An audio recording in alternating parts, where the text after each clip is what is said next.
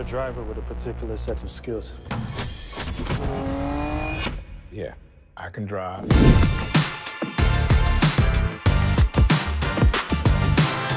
When you're a writer, you want to work on as many diverse projects as you can, but there's always that thing that you feel most comfortable in that's in your wheelhouse. And when the opportunity to work on this project came about and we saw that we could work with Giancarlo and we could get back to writing a really cool, taut, tense crime thriller about a guy who's caught between worlds and trying to figure out whether or not he's a good man, we said, we absolutely have to jump on board this project. Yeah. Dark and gritty like we like it. Dark and gritty.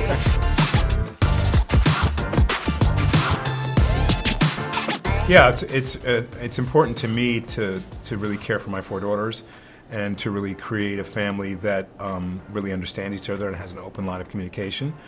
Sometimes with teenagers that you lose that, and when kids grow up, they get to a point where they can really relate to you. This story is so much about loss and the recovery of a human being who's not there anymore. And so our minds go back to figure out, what did I do wrong? Where did I go off the rails? Did I say everything I needed to say? The loss of a son or a daughter or a child is really profound. And so to find yourself after that in sort of a recovery and to deal with the trauma that comes with that is to think differently about yourself. And that recovery takes time. And so I think that Gray Parish is dealing with that and sees in the horse and Zachary's character a profound relationship he has with his son. And so it's hard not to judge other people's relationships when you're looking from the outside in. And when you look at that, Gracian is seeing a need that not only the horse has, but also that his son has. And being the people-pleaser person that I am, I want to fulfill those needs and try to take some pain of the human existence away. So that's a very deep answer for this story is about fathers and sons, and it's about relationships and family as well as a crime drama.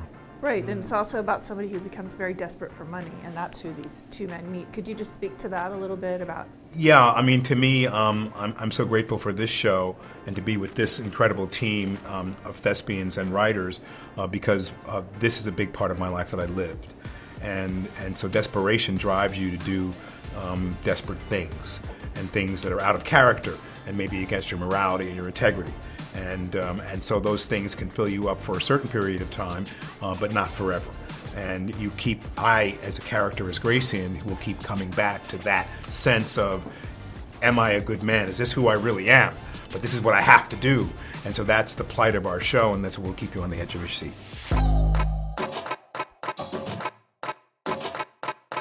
Of course, father drives him. I suppose it's one of those things where, like they say, in the sins of the fathers, and there's an element in Horse whereby growing up in the household he did, with the tumultuousness is something he doesn't want to pass on to his own son.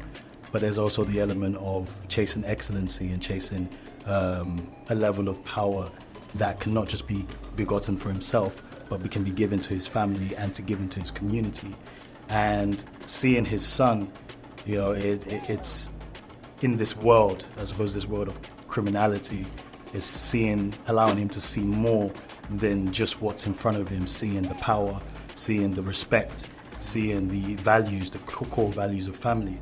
And I think it's something that he sees in Gray as well, someone who's been in the life but has made something for himself outside of it, whether it's successful or not. It's the fact that he's fought, to come away from all that doesn't serve his family.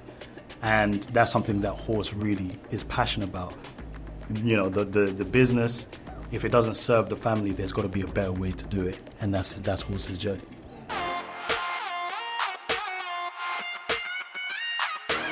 In my opinion, he rescues Gray from a lot of. There's clearly a history there to the two.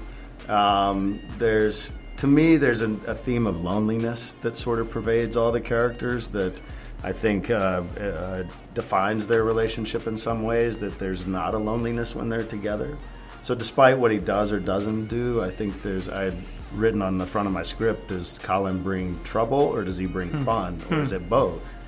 And I think it is both. I think he doesn't necessarily mean to. I think there's naivete and an innocence to him that he doesn't necessarily understand the full depth of what he steps into sometimes.